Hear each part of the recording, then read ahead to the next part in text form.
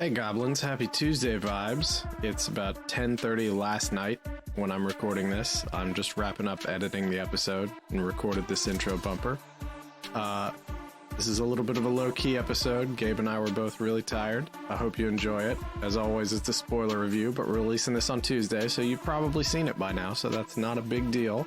Post about it on your social medias and such, and I hope you enjoy this. Have a good one. Hey everybody, welcome to the Goblins and Growlers podcast After Dark. This is our review of episodes 10 through 12 of the Legend of Vox Machina on Amazon Prime. Once again, I am joined by Gabe. Yeah, I'm glad to be here. Are we doing the talking about ourselves first? Go for it. At least tell us where people can find you, Gabe. Well, you can find me wandering around the greater Richmond area, usually at night because I dislike the sunlight. But I'm not a vampire. Mm-hmm. And you can also find me on social media on Instagram at Amethyst Audiomancer. And not to be outdone, I will say that you can find me on Twitter at Way of Brandalore.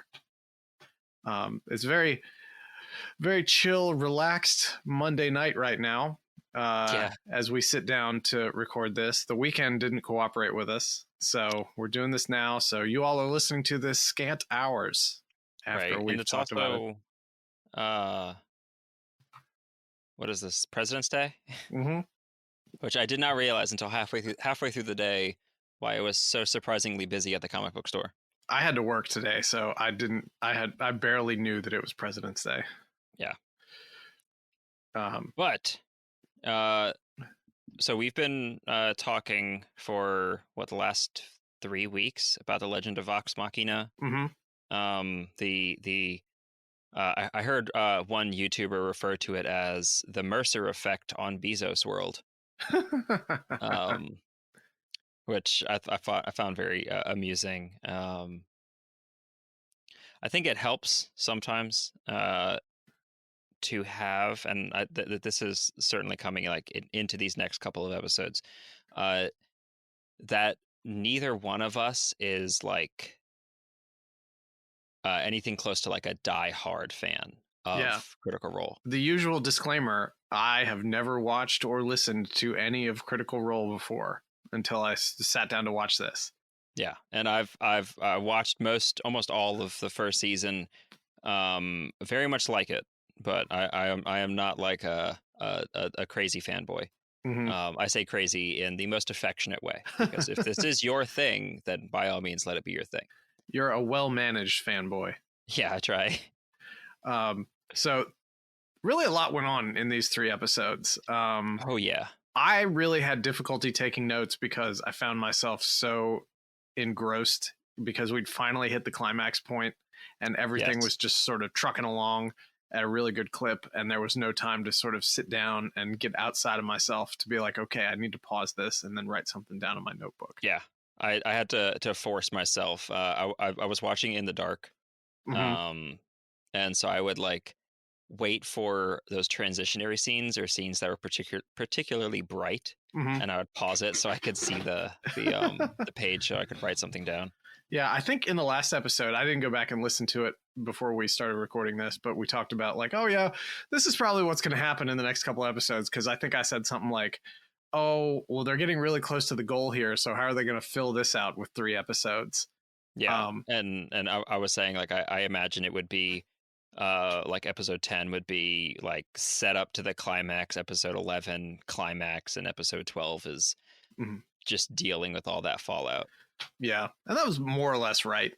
Yeah, because I definitely remember in that Briarwood arc, in the original Critical Role show, there's so much going on. This was definitely that, and I mean that the show illustrates this very well. This arc was definitely just as much about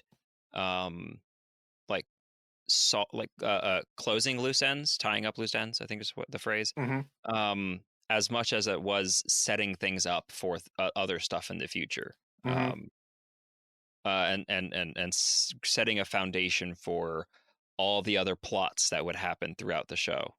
because a lot of the stuff that happened before this in Critical Role, like a lot of it was important, but for the most part, that stuff it didn't hold as much merit as much as this one did.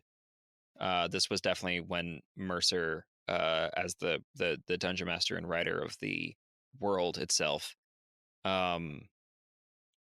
like started to craft it more to the sense of a narrative, I would imagine, and less to like just things happening and the players dealing with it. Yeah, no more stumble bumming around just from event to event.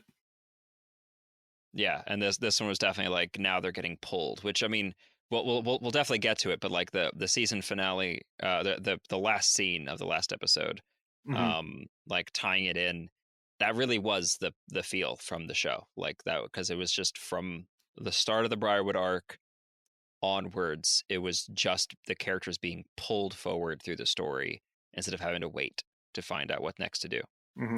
Yeah, and I'll just say for the record, if it's not obvious yet, like I really enjoyed these last 3 episodes. Yeah, I was same. really engrossed in them. I'm really looking forward to next season. And I walked into this very sort of lukewarm on the idea of this show just because of Critical Role sort of being everywhere, and you can't look at tabletop role-playing game spaces anywhere without Critical Role being there just sort of staring back at you in some way, shape, or form. Yes. So it's that sort of antipathy that comes from familiarity.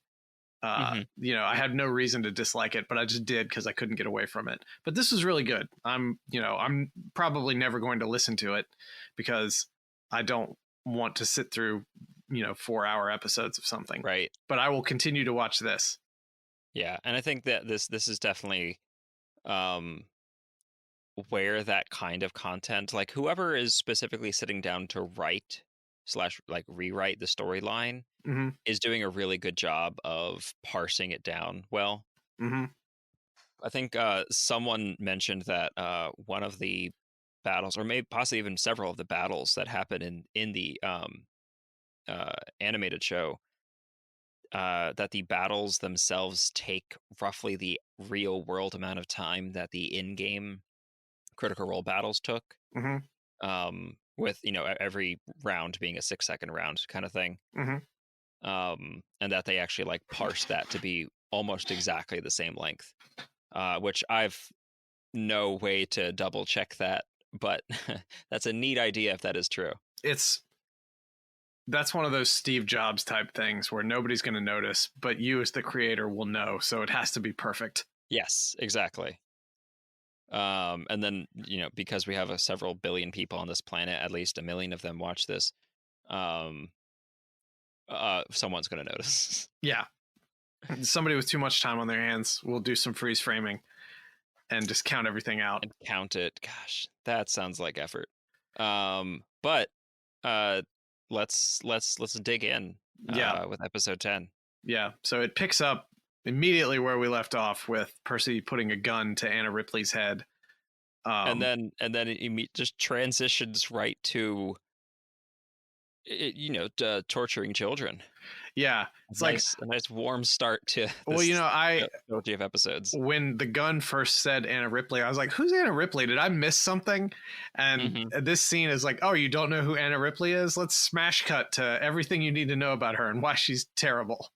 That was actually my my next note was, again, no question of who the villains are in this show. There is no subtlety or nuance. None. It's like there's no, like, even with the Briarwoods having their somewhat dramatic, like, oh, I sold my soul and your soul and lots of other people's soul to get you back because I love you, but also like utterly unredeemable character anyways. So that's not an emotional point, really. So she ends up essentially working them. Like, oh, hey, you're never going to find the Briarwoods because they're not here, but I can take you to them. Right. And Percy wants none of this, but everybody else sort of prevails upon him. And turns out they're not in the castle at all, so they have to go somewhere else. Yeah, they had to go underneath, which was very strange. And like, I guess it's similar to, I think I think it was set in this show, but like in a lot of other like Dungeons and Dragons lore, there's often that concept of like ley line intersections or Mm-hmm. strong points of magic where like multiple civilizations have lived in that same spot, and so you'll have ancient ruins beneath a kingdom or something like that, Mm-hmm. of various different cultures. Apparently in this one, some sort of Mayan Aztec culture. Yeah, and now that you mention it, I never thought of it while I was watching it, but yeah, I guess I just sort of subconsciously was thinking, oh, well, this must be one of those, capital P places of power. Yeah. But yeah, that makes sense. And I was uncertain if the ziggurat was something that they or the whispering one like magicked into existence, or if it was something that was just there underground. I think it's supposed to be that it was like some ancient culture life essence in relation to like the sun tree Mm-hmm. type of thing, and this ziggurat was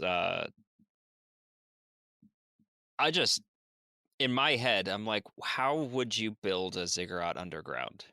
Carefully. Very, very carefully. And like patiently. That's one of those, like, it works really well in D&D because no player's really going to question that one too hard. Mm-hmm. But knowing how difficult it is for humans to have built real life ziggurats, they're humongous. You're that guy that rains on everybody's parade talking about how you need to design living dungeons that have multiple entrances and exits, and there needs to be there needs to be food sources for all the monsters and barracks and things like that.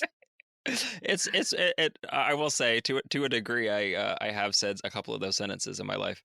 But just like that one, when I was first watching this show, that was my thought, was like, there's a ziggurat under a castle. What is the castle standing on?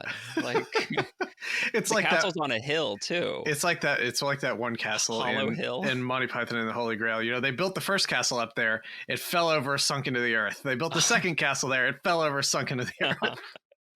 Exactly. And so it's like, what, it maybe a long time ago there wasn't a hill there. Mm-hmm. It's just people keep building stuff and then nature knocks like a ton of dirt on top of it. Maybe, I don't know. But I will say, like, it's cool, it's fun, I'm fine with it. I'm not trying to knock the show or the writing for it. It's just one of those things that kind of takes me out because I'm like, how? But whatever, cool. I think the thing that annoyed me the most in this episode, and I say that lightly, we're about to get something juicy. Well, is that nothing really about the episode? This was simply like within just the story, and this was also with like in Critical Role. Like, there were so many really just good moments to kill Ripley that they could have. Mm-hmm. That it would have been fine. Like, yeah, like once they're there, there's no reason to keep her alive. Yeah, especially like, let me see. Did the yes, this was the one that had the acid trap, which I do like that. Vex said the like, really, an acid trap? How original. Which, as someone who's written and read a lot of adventures over the year, yes, acid trap, not super original. Happens a lot, especially in Gygaxian works. Yeah, I thought this was relatively well executed, though. Yes, especially with the mechanisms for turning the trap off. Yes, and this was another one of those when they're on Scanlan's hand and and he's doing his best to try to keep them above the acid line. Yeah, and they're trying to figure out what they're going to do. Like, the whole next sequence just read to me like a bunch of people at a table trying to figure out some way to grasp at the thinnest sliver of a chance of survival at this. Like, yeah, well, I'll just jump into the acid. Just keep healing me while I'm in there to keep me alive. And that was you're dead on. Like, that is exactly what happened in the show, because to his credit, Mercer, at least from what I've seen, is not like the kind of GM that writes a puzzle with a clear solution. or even like a couple clear solutions, but more so just creates a trap and the players have to find a way out of it. Not necessarily creating the way out and hoping the players discover it, but just like maybe there is a way out, you figure it out type of thing. And this was very much one of those situations where in Critical Role, I think Taliesin was still pretty like aware and capable, while Percy wasn't, type of thing. So Taliesin was still trying to like figure out the puzzle. But then after a while, they realized it wasn't so much a puzzle as much as it really was just like you just got to find a way to turn off the mechanism. Oh yeah, and by the way, Cassandra betrayed them right before this. Yes, which was one of those like, it didn't make sense earlier on for Cassandra to suddenly be so accessible when she was in the hands of the Briarwoods a couple episodes ago. And so even had I not known that was coming, like she was just so vicious to Percy over and over. I'm like, why? That doesn't make any sense for you to be that vicious. This is one of those things where your reaction is just like, I am shocked that this has happened. How could she? After literally berating him for doing basic human things, like walking away from a dead body while being attacked, like trying to keep himself alive when the situation seemed hopeless. Yes. How dare you not die with me? Which is one of those, like, logically, and also it does show out to be true in the end, where she did not actually hate him for that. Right. But it was just like that. My note for that one was the cis tension is real.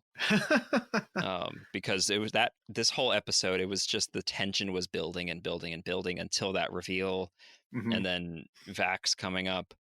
Now I wonder, when Vax slid under, I can't remember if this was it in the show as well, that Silas mesmerized him again, or just reinitiated what was already set in place way back in the palace.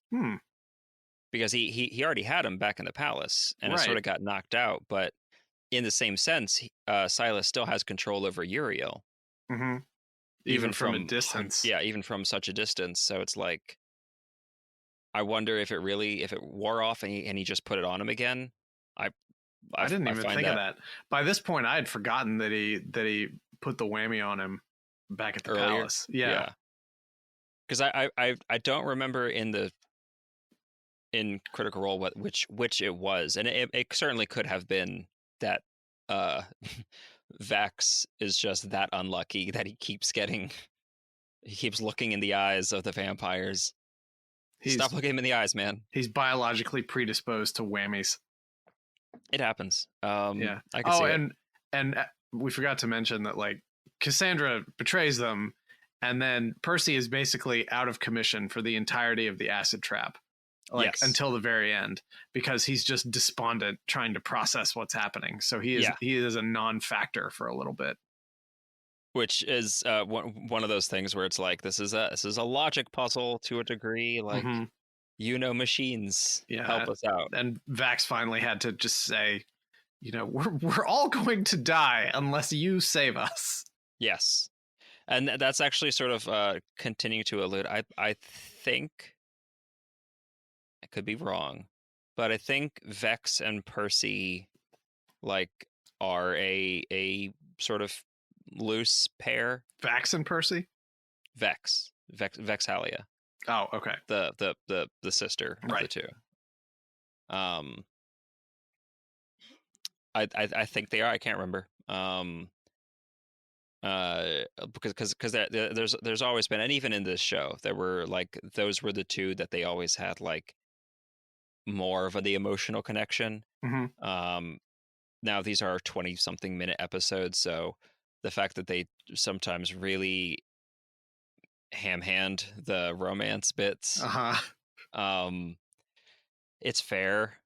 I personally don't like making allowances for shows, but in the spirit of fairness, I will not dock them for that one. You gotta sandwich that character development in there somewhere. Right. It has to, because they're like, again, this was not a short arc in even though they were 4-hour episodes, it wasn't a short arc. It was several episodes of several sessions, certainly more than 10.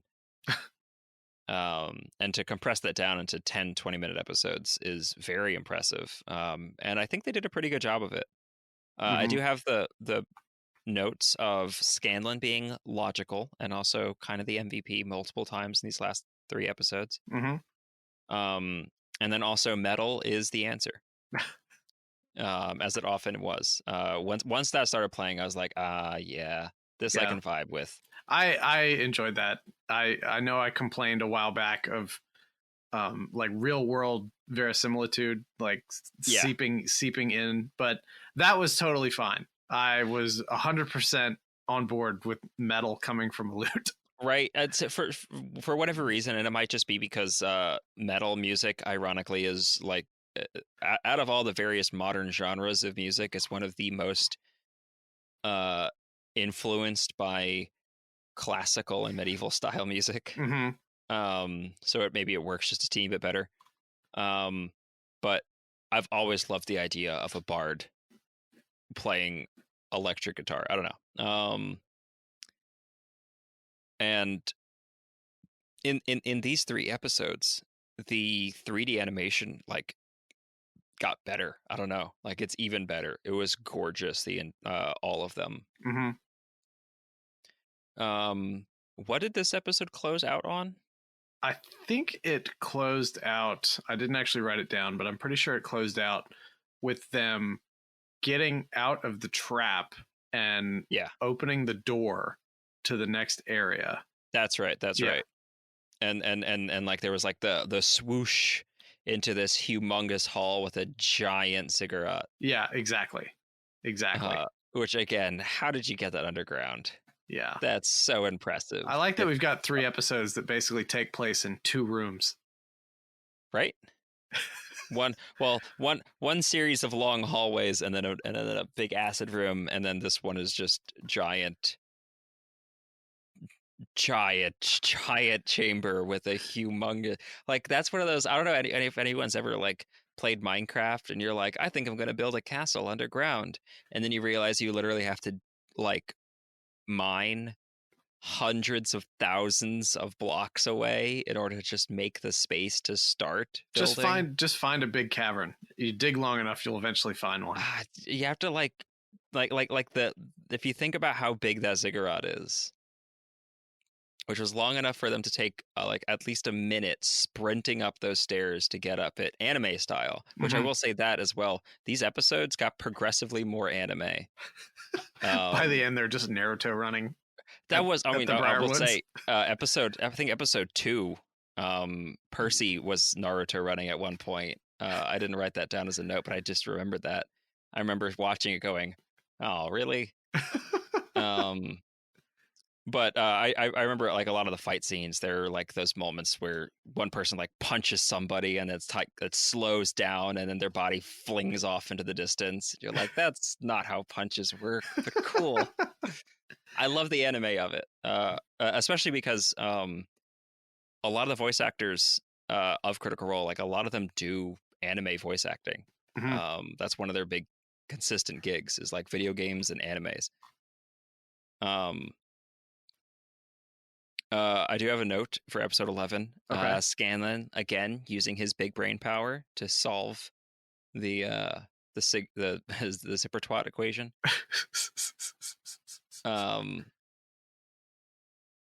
Again, Scanlan just coming in stronger and stronger. Rough start at the beginning of the season. Yes, I was not a fan, and I was not afraid to say that. But yeah, same. He definitely is coming into his own as an adventurer at this point. Yeah. He's like, maybe it's one of those like in the Quid Pro Roll podcast where it's like Solinar was like, I'm definitely going to be drunk all the time, and then realized, well, that's not actually manageable. So maybe I'll just be a good adventurer. Yeah. Or from like a player standpoint, like I started playing Gravy Boat with a Macho Man Randy Savage voice and then realized I could not keep that up for an hour an episode. For like a 3-hour session to break it up. And you're like, I have no voice halfway through this. No, it was a terrible idea. Oh, yeah. But yeah, like in episode 11, that bit where Ripley starts to sneak away, I'm like, why not? Especially because, and I will say, this is one of the reasons why I don't love guns in fantasy RPGs, is because like a gun deals just a crap ton of damage. It does. A real life gun, even like a musket or a old school flintlock, like you're still poking a hole through a person. Yeah. And sometimes it's a really big hole, and that deals a crazy amount of damage. And it's almost worse when it's not a hole that's poked through somebody, but it's something you shoot into someone and it does not come out. Yeah, exactly. Like that is actually worse on the longer range. Like I suppose in a world with magical healing, maybe that's less horrible, but it's still like, but then you it's hard to have that in a game because like the way the damage point system works, you can only deal like 2d10 damage, which will kill a commoner, but you shoot a barbarian, it's like logically, and the show does follow a little more logical fashions with the guns, where it's like you shoot somebody in the jaw, their jaw is going to fly off. Right. And so typically I imagine they were like, if Percy was rolling low damage, then maybe he just didn't hit at all, or just winged a shoulder or something like that. But like if Ripley's 3 feet away from you and you just shoot her in the face, she is done as an opponent. Yes. She's done as an opponent and as a person at that point. Yeah, she's just gone. And it's like, and then you turn around and fight. Like, I know they were trying to be sneaky, but literally right after he goes, no, I won't kill her, 2 seconds later, he is charging up the stairs, screaming at the top of his voice, being not sneaky again. And I'm like, my dude, you could have just shot her. Emotions are very complicated things to manage. This is true, I suppose. Sometimes you think you're going to do one thing. Yeah, exactly. Oh, that's another thing. I want to derail and talk about this for just a second. Orthax. Yeah, I don't know if this comes from my relative ignorance of the property, but I just felt like that really, they didn't load the Chekhov's gun on that well enough, I don't think, because you didn't start seeing hints of it until later. At first you just thought he was troubled and he was being very theatrical with his vengeance, right? But then, and you don't really understand his powers, so maybe the evil smoke is from something different. Right. I think they could have done a better job of laying the groundwork for the audience about that, because it felt a little bit like I guess a Deus Ex Machina, no pun intended, toward the end. Almost. Oh yeah, I'm sure that's literally why they named the show that. Yeah. That's actually like the way that panned out, even in Critical Role. It felt a lot like that was what, like, vaguely what Taliesin wrote for Percy's backstory. And so that's why Percy has like the Raven skull and Raven motifs over and over. But it's one of those things, like when a player writes something that's a secret from the rest of the party. And everyone's play groups are different. I personally, especially if it's like a long-standing campaign, I usually prefer that all of my players know the various things about their other characters, even if they can, like, their characters don't. But this was definitely like no one but Taliesin and Matt Mercer knew that this demon was controlling Percival. Like they were the only ones that knew that, and the way that they alluded to it in the show was that whenever Percy would talk about his inspiration for the gun, he would talk about like this black smoke storm, like this storm in a dream that came and told him how to make the gun. And I Mhm. feel like I was kind of waiting for more of that, like a backstory bit where like it went into him building the gun, but you would see like this storm giving him the inspiration, this black smoke giving him the inspiration. Yeah, because they walked right up to that line in that episode where we got to see his backstory after he left his sister. Exactly. But they didn't go all in enough on it to really drive the point home. I mean, I feel Yeah. like you can watch it and you can sort of get that something's going on, but I would have liked to have seen a little bit more to showcase Something. Yeah, Even if it was because like the idea, at least my takeaway from it was that Orthax's innovation, like Orthax is kind of like a demon of black powder kind of Mhm. thing, Mhm. and so that's where the black smoke comes from. And so that's where like that innovation, the black storm, all this other stuff, they kind of work together. And I think it would have been cool if they had something like, you know, when they had the backstory with Percy building the gun for the first time, for like a single scene, you see where his hand is like slamming the hammer down. You see like a ghostly black hand grip around his and move the hammer or something like that. Yeah. Or you see like the raven's skull briefly appear over his head, or that kind of thing. Yeah, that would have been a really effective use of the new medium that they were playing in. Right. Because the whole Orthax thing later on was gorgeous, Mm-hmm. but I agree with you. There wasn't a lot of setup for it, and it played out a lot like it did in the show, where the party, even as players, were just as confused Mm-hmm. as the characters were. That I think is good. Yeah. I think that's good. I just feel like, again, I feel like a broken record because like probably 90% of my overall criticisms of this is they didn't take advantage enough of the fact that they were in a different medium. Yeah. And we're talking to potentially new audience as well. Like there are other ways you can tell stories now that you have the ability to like cut away and not have to worry about revealing something to one of the players. Exactly. Yeah. And they did that really well in some things, but then other things like this, yeah, they definitely could have done that better. Could have done that more creatively. I will say, to the benefit of the show, combat once again, they just do a phenomenal job. And again, they're porting over actual D&D combat where it goes turn by turn, Mm-hmm. but they do an excellent job of like showcasing each person's powers and abilities. Yeah.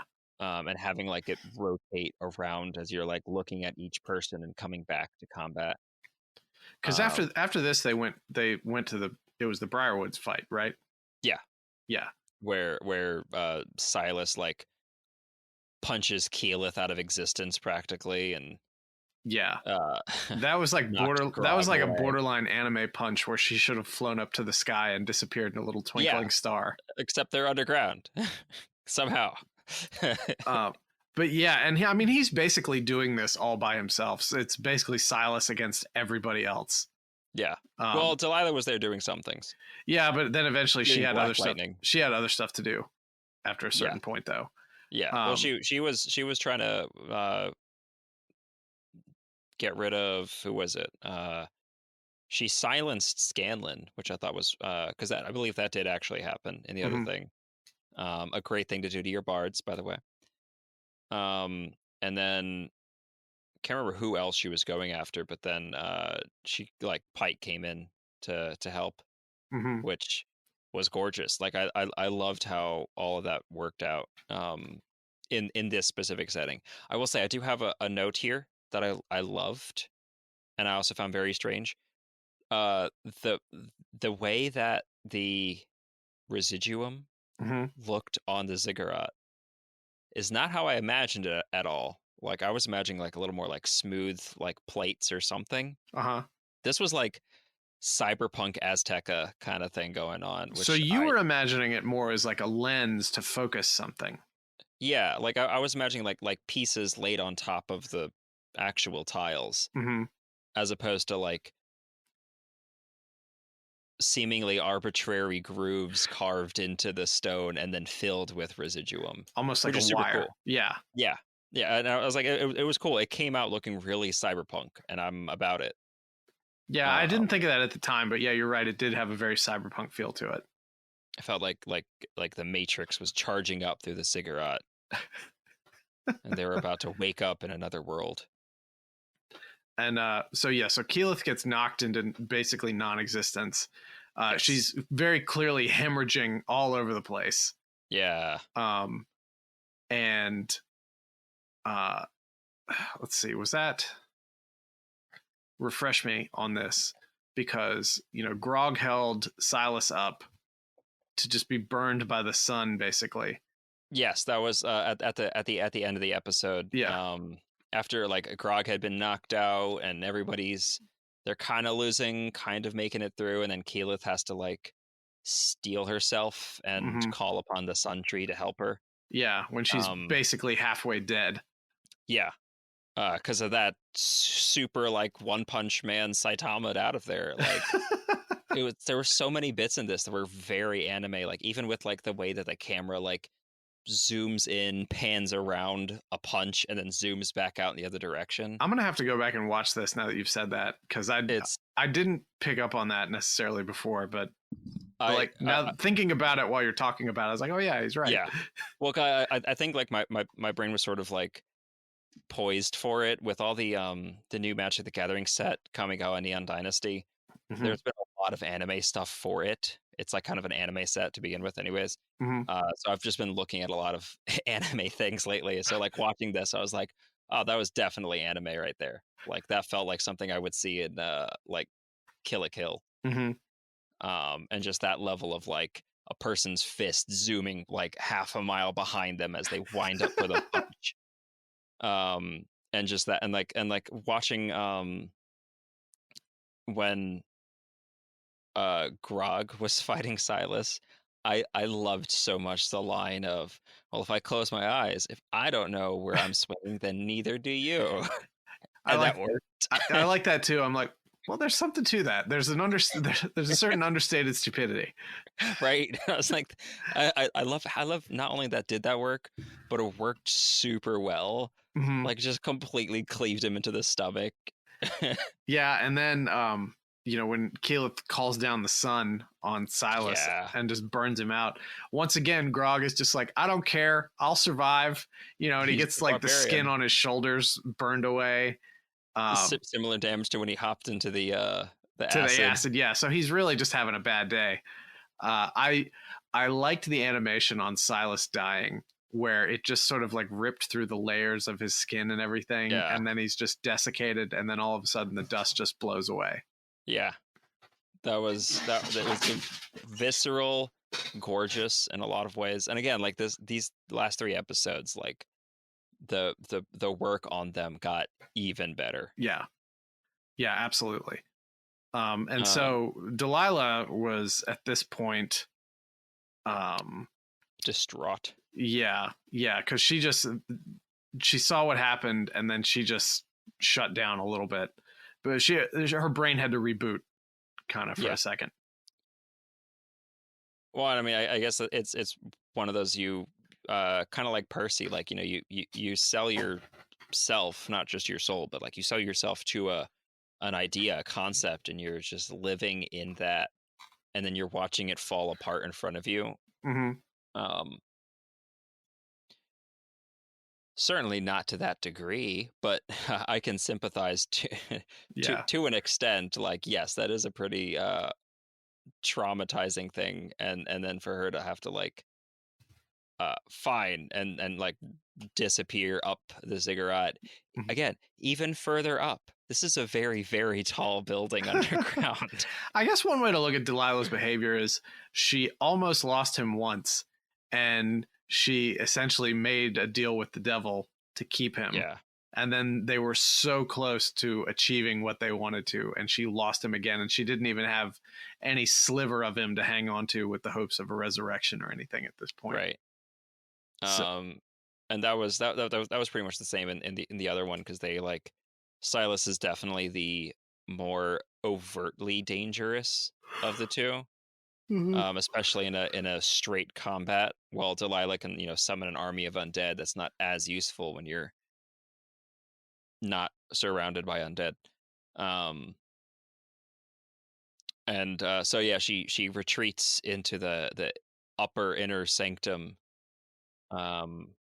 which I will also say the structure of those styles of buildings, usually that top part was somewhat simple, and then you would have to go back down inside to get to the complicated inner bits. But again, this is not a traditional Aztec or Mayan style This ziggurat. is some weird demon ziggurat. Yes. Or whatever ancient culture built this and is being now utilized. Because I think at one point they were talking about I feel like at some point, maybe it was Scanlan was talking about the ziggurat actually having a good use, like a positive use originally, and that because of that, it was like it's also just a good like magical conduit and can be twisted to these means. I'm sure he just learned that from the book. Yes. Yeah. The manual about the zipper twats. I don't know. Maybe Scanlan's like foot fungus, like he just kind of grows on you.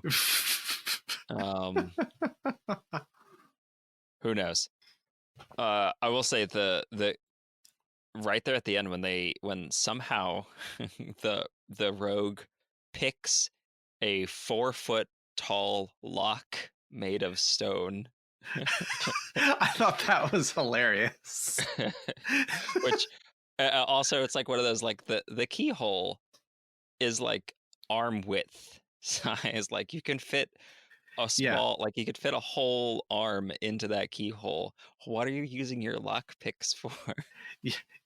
That's something you pick with a broadsword or something. And that's also one of those, like I've definitely seen a lot of times in D&D where the rogue's like, it's a lock, right? So I should be proficient in picking it. And the DM's like, sure, I guess. That's like if a rogue comes up against an electric like keypad lock or something like that. They're like, well, it's a lock. Yeah, I could just it's a retinal lock, but I could pick it. They need to raise the level of a river at a lower elevation. So, but they can't open it. So the rogue has to come over there and pick the lock to open it. And he's like, oh. Yes, exactly. So somehow he picks that, and they get into there, and then I found the Keyleth sacrifice bit. I do not remember if that's exactly how it happened, but I found that a little, like, I do remember Keyleth took near deadly damage. That did happen. I just don't remember it being quite like the no, don't hit Vex, hit me instead sacrifice thing. I didn't love that. I didn't hate it. It's just I was like, yeah, whatever. I suppose that strengthens the bond between those characters. Kind of thing. Sure. I liked too when it came time to heal her, and like they were out of the elixirs and everything like that. He just remembered all the material components and everything she needed. That was dirt and spit, and then have Scanlan Hadoken it to charge it up. Like, I'm not sure it works that way. It must, and that's sort of in there. Again, treating the magic a little more logically and less game-like, which is interesting because then at the same time they treated the lock more game-like than real. Good. I guess maybe it's a healthy back and forth, reminding you that this is definitely based on Dungeons and Dragons, but is not in fact Dungeons and Dragons. It is the Legend of Vox Machina. But before that happened, we had the face-off with Delilah, right? Yes. Yeah. And a vague face-off. Yeah, because she's up there. She summons that ball. Yeah. And she starts feeling very pleased with herself. She's like, a ball? Yeah. I wanted the Lord of the Undead. I don't like out with a stinking ball. And then there was the whole thing about Percy trying to shoot her, wanting to kill her, and he's eventually talked down from that to some level of forgiveness. And Cassandra is like, "Well, I'm glad you're mature enough that you could forgive her, but I don't." Right. And stabbed her. And that was even like all the way after the Orthax battle. Yeah. Which I loved that the solution out of that was essentially like the Fight Club solution, where it's like, well, there's something inside of me, shoot me. Which, hey, it worked. I did love like the way the orb looked. I felt like the orb was bigger in my mind. Are you pondering the orb? I am currently. And I remember back when, because again, like Taliesin Jaffe and Liam O'Brien definitely played D&D a lot before playing in this game, and so both of them catch certain references to things. Mm-hmm. And when that sphere showed up, like I feel like I'm remembering this correctly. Both of them kind of did that thing where they look at Mercer and they're doing like, wait, are you kidding me? Like a sphere of annihilation right here. Mm-hmm. Like they both recognize exactly what that is, and they're like, this is way worse, but my character doesn't necessarily know this type of thing. And so like, you know, they sit there and ponder the orb, but then they Percy has to go back into the no mercy Percy mode. That should be a bumper sticker. I think that was the fan tag for that character during this arc, because it was like, no mercy left for you, pow pow pow. I'm Batman. At the same time, right? At the same time, he sure spent a lot of time not shooting her. Yeah. Considering like what they had to drag her like at least 800 feet or something. Yeah. Down a crap ton of stairs. Like he didn't shoot her once, not even in the leg.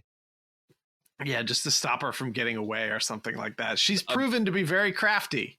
Right. Shoot her hands at like it's one of those like he clearly wanted to do those things. But Orthax was weirdly patient until they got back into the acid room. Yeah. Yeah, because there was, there was an anti-magic field in the other room. They couldn't heal Keyleth or do anything like that. And Pike disappeared. I wonder if Orthax was actually maybe being suppressed because of that. That's possible. Because I do remember in the show, the anti-magic field was the conundrum, because they were like, we can't heal Keyleth. She's at like 0 hit points. She's about to fail that last death save. Sprint, get her out of here. I also remembered, or someone actually helped me remember. Ashley Johnson was away during the filming or during these episodes because she was filming Blind Spot, the show Blind Spot. I'm unfamiliar.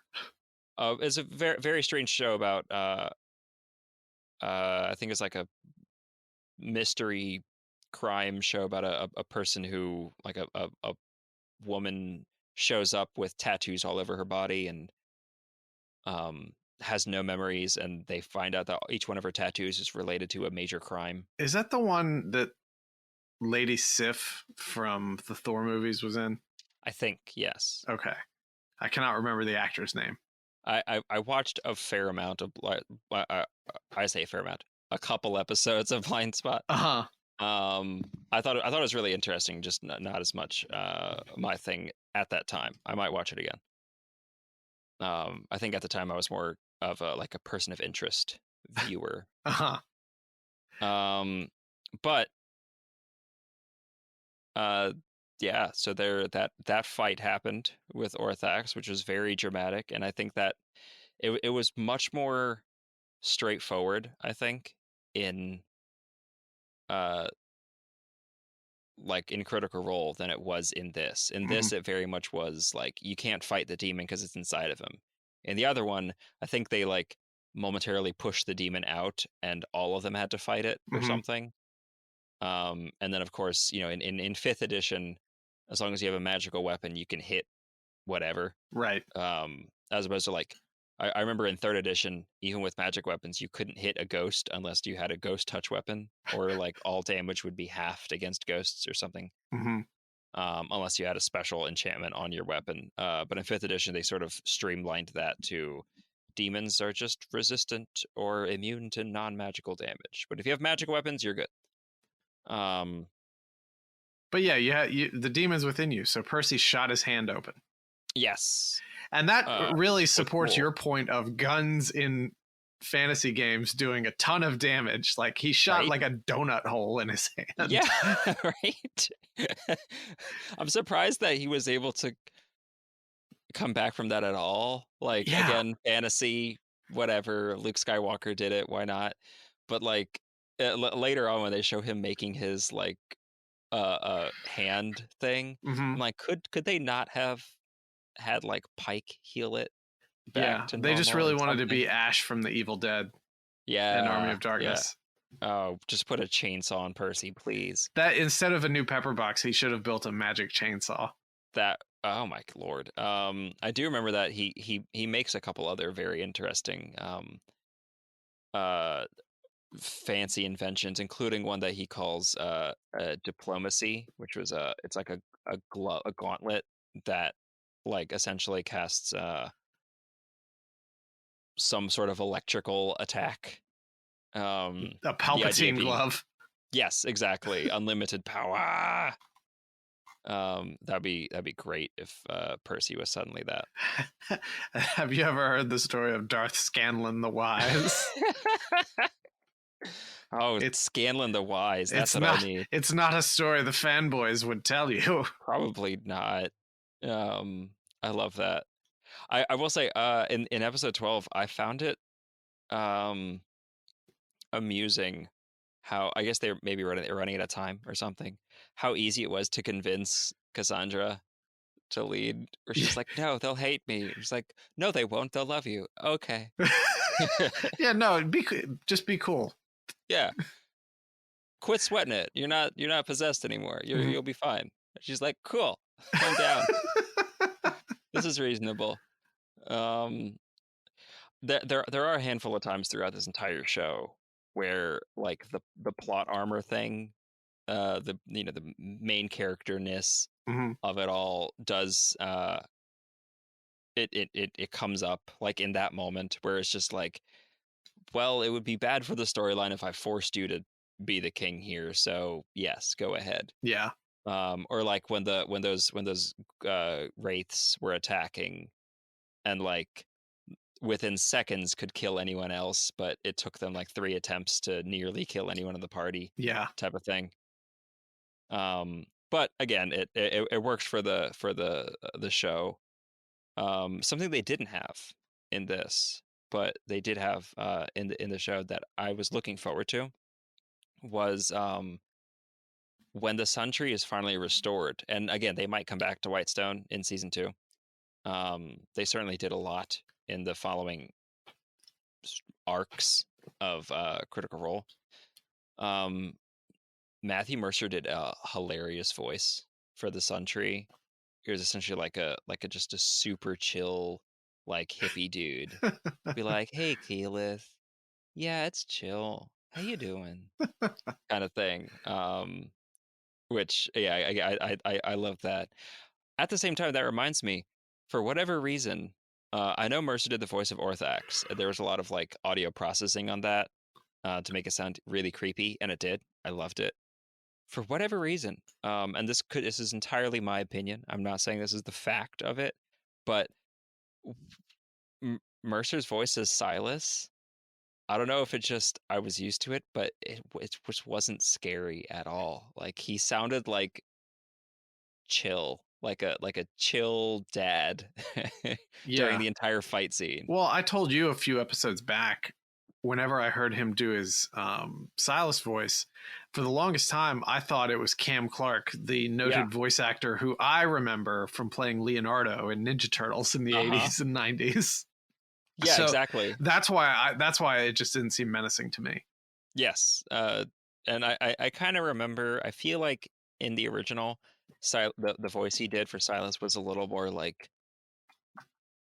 that oozing contempt Hmm. and suaveness kind of thing. Um, but I don't know. It wasn't. It didn't ring as dark to me here.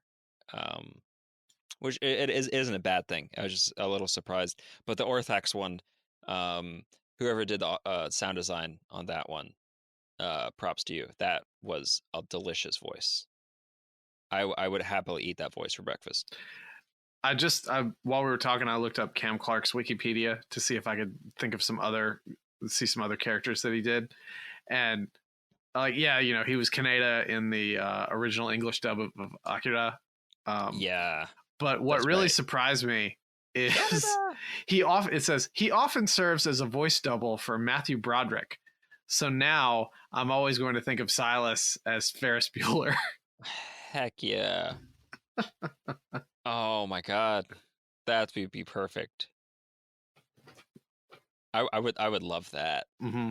I love Matthew Broderick's voice too. So that'd be Silas Silas shows up like, what are you doing here? Go on. The show's over. Silas Briarwood singing "Springtime for Hitler." Mm. The I want to be a producer Silas Briarwood on Broadway with some sharp fangs and a cape. Um, I love that. And then yeah, and then the show, the season was coming to an end, and they returned back to through some Keel- weird. Keyleth uses her tree walk ability. Yeah, the weird tree tunnel. Yeah, I mean that was the hilarity of that spell was that it's a tree walk thing. So as long as you know where the other tree is, you can create a portal from one tree to the other. But they realized that the spell only lasts for one round. Uh-huh. And so they're like, we have to run 7 people through a portal in 6 seconds. And so that's where like the gag where she was like, guys, I can't open this for very long. It only lasts for 6 seconds. So they all had to sprint through it, and they pop up, and everything's happy and chill. And there's no explanation for how long they've been back, because when yeah, what's his face shows up, yeah, because they've been back long enough for Percy to build his new hand. He's already and for built Pike to show up. Yeah, he's already built a new gun. Yeah, and then Jarrett shows up and is like, "Hey, Vox Machina, King wants to see you," and they're like, "Now?" And in my head, I'm like, "What do you mean now? Like, has it not been like months since you've been back?" Yeah, it had to have been fine. it had to have been at least a couple weeks.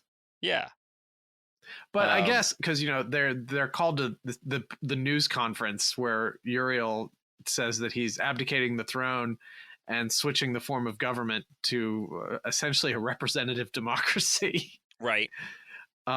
Because he felt like Always amusing when that happens in fantasy settings. Yeah, because that's really the people at the table just like, I don't like this.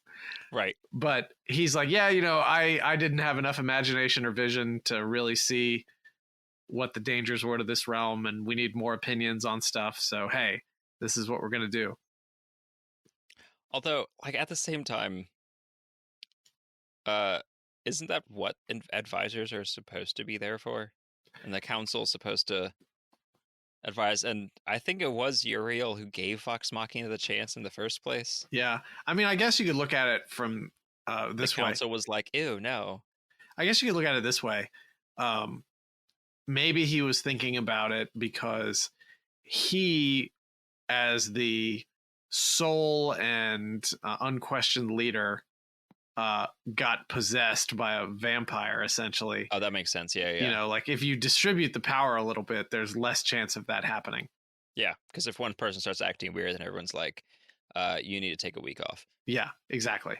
And then everybody's happy. It's a great denouement. And then all of a sudden, dragons. Yeah, what was it, like 3 or was it like 3 dragons? It was 4. 4 flying in from the sun, and It was 4 because if you remember in the Dungeons and Dragons, when it comes to dragons, they typically have 5 of a type, or 5 of the 5 different types. And the party already killed Blue David Tennant. That's right.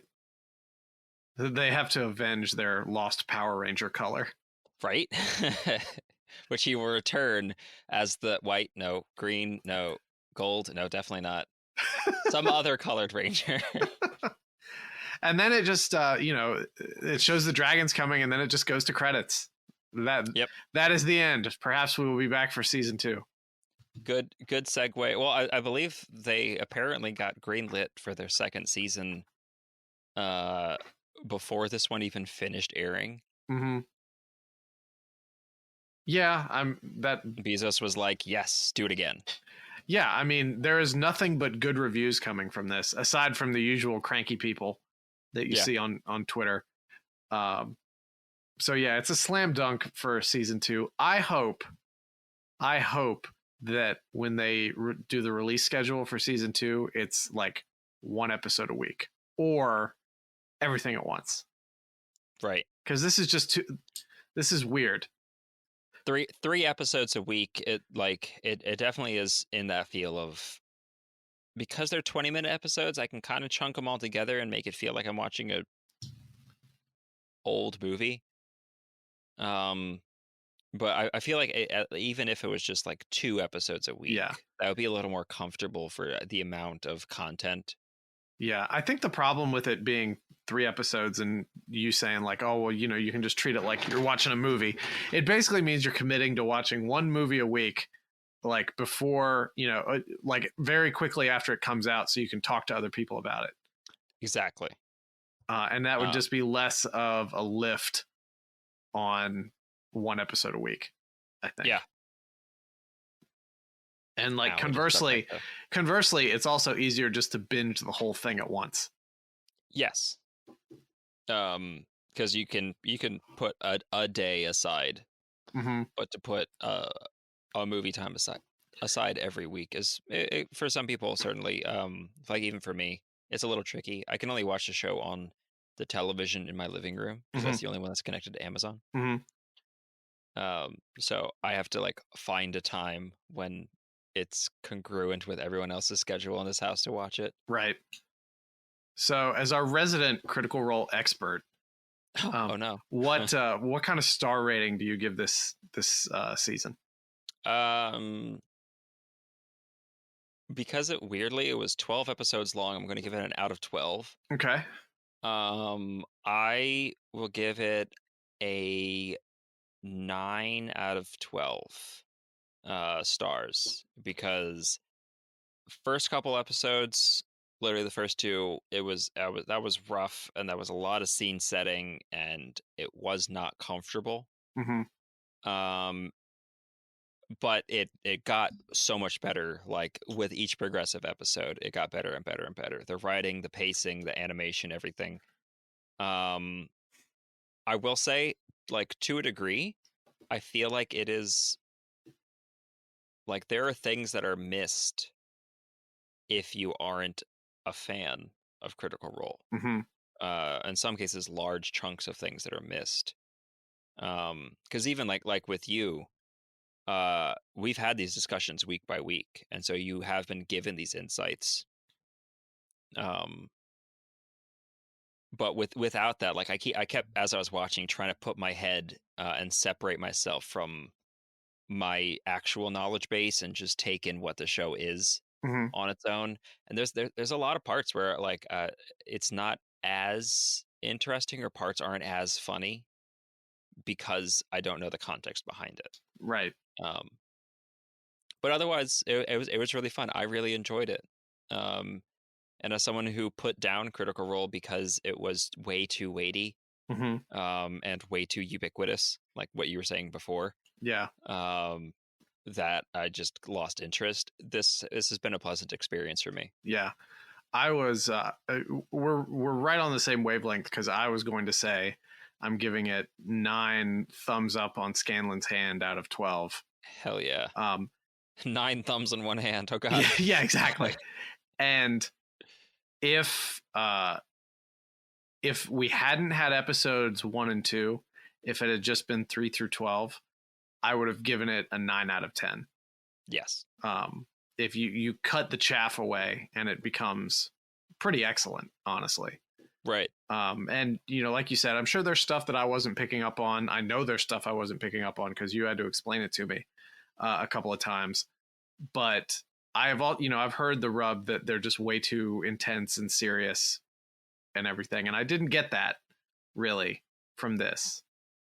It like the cast is too intense and serious. Yeah, I've never gotten that. I think they fuck around too much sometimes. I was talking to a friend of mine yesterday about this, and and she was saying how she really tried to get into Critical Role. She's like, they're just too much, like, less I guess serious, but like just really, really over the top into it. Yes, that is definitely a thing sometimes. Yeah. Like the amount of time that they spent in like the romance stuff here was proportional, honestly, because there were some times where like I would be doing the skip ahead 1 minute, 1 minute, 1 minute, 1 minute to get through like Vax professing his kind of love, but doesn't want to say love, but wants to say love. Right. And I'm like, my God, dude, just get through it. Like, this is not that interesting. Oh, and we didn't even touch on him getting friend zoned. Oh, that was gorgeous. Yes. Yeah. And she's like, yeah, I know. But anyways, we got to go through this tree tunnel. And that is like, I don't. Marisha is a fantastic person. And from what I've seen, not just the Keyleth, a fantastic like role player, but Keyleth is a freaking frustrating character here and in Critical Role. Like, yeah, with like, I don't like the number of times, and we've both experienced when players like don't read a spell before they start casting it, and then they read through and they go, oh, this doesn't do what I thought it did. Like it's one of those like half of the fan base, whenever that would happen, would be like, silly Keyleth, boom, boom, boom, boom, boom, boom, as the rest of the party is like gravity shifted into the ceiling. The best part is when even the GM doesn't realize that, and then you're like, I don't know, 2 or 3 sessions down the road, and they're like, oh, hey, we've been doing this spell wrong the entire time. Yes, yeah, and that's often, or I mean, what would also happen would be like she would start going through a spell or start going through a class feature or something like that, and get halfway through actively using it before realizing that something is like a little amiss, and then Mercer would have to pause the game, open up the book, read through the entire thing, hold up a finger, and then go, so that's not how it works. It works like this. Unfortunately, magic is whatever you want it to be. Yeah, and it's one of those like just the character is really frustrating, but not in a bad, like not overall. Overall, she's a great character. Yeah, there were a lot of times where she was really frustrating. Now that we're at the end of the season, who was your favorite character overall? Probably, like, I would say almost ironically, either Grog or Scanlan.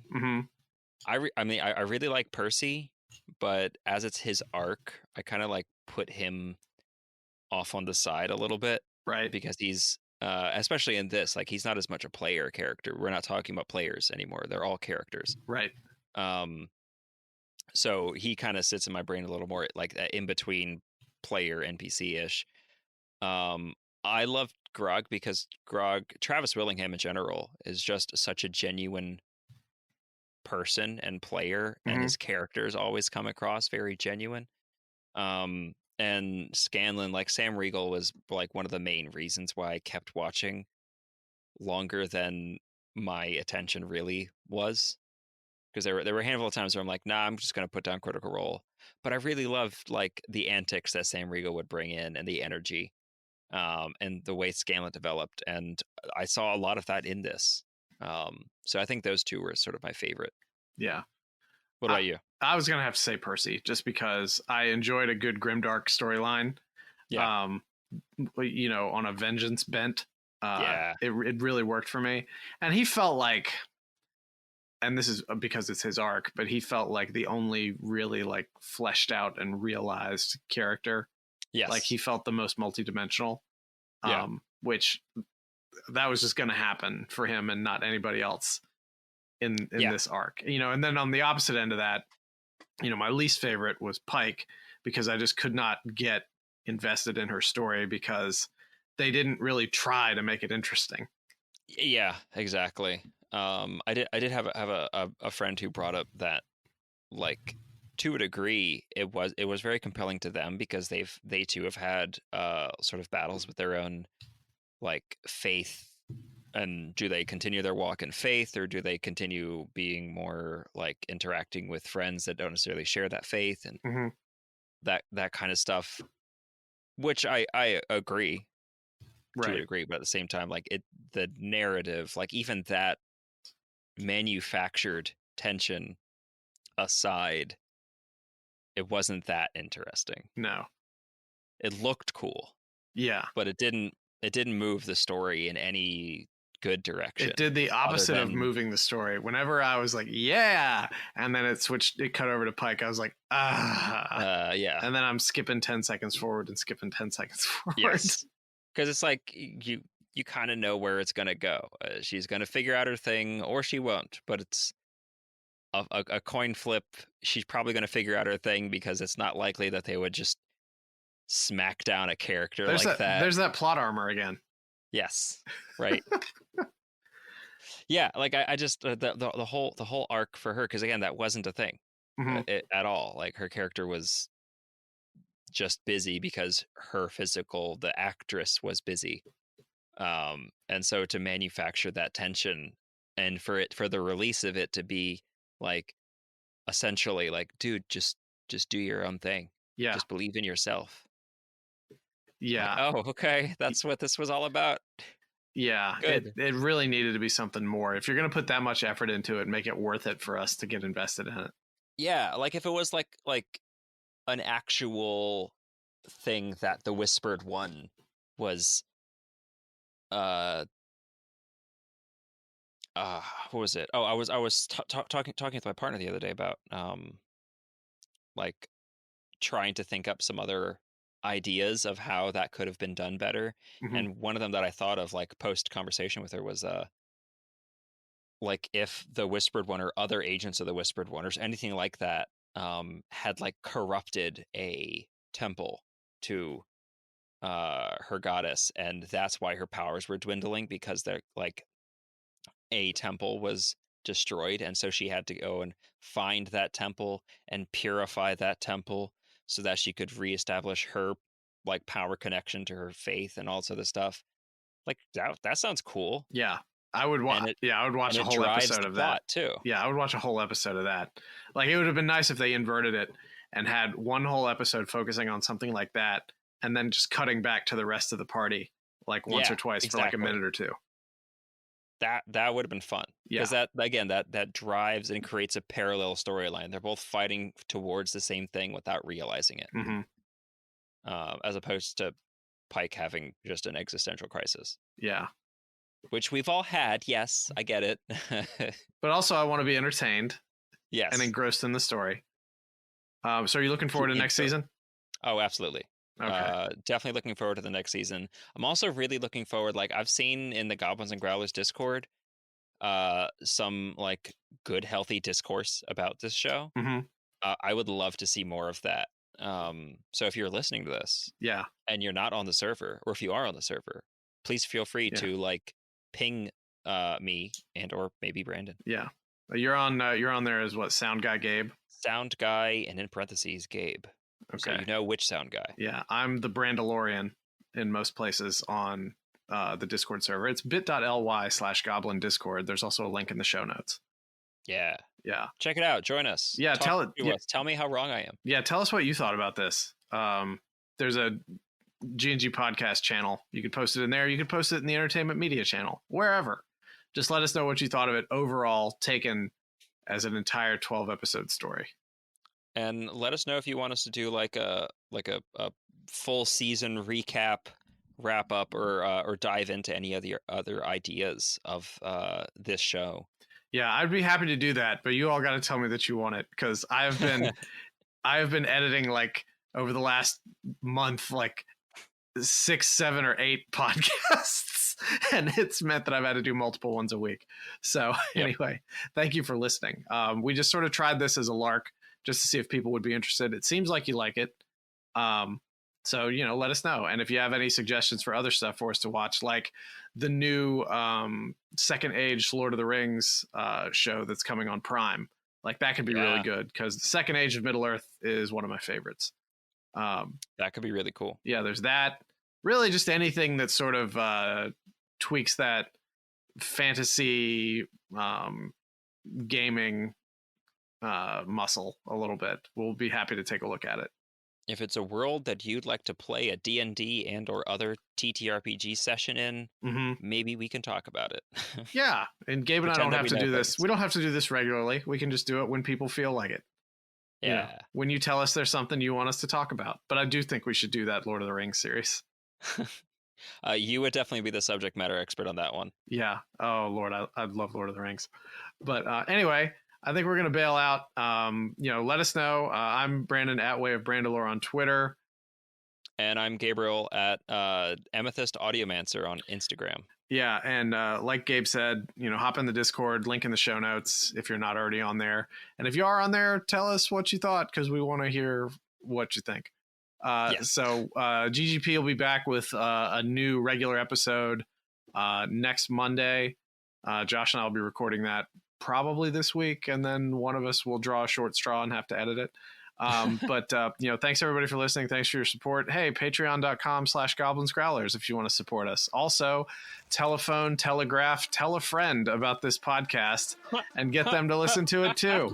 So everybody have a good day. I hope you're listening to this on your commute and it's putting you in a good mood. Have a good one. Tell your phone. Good night, everybody.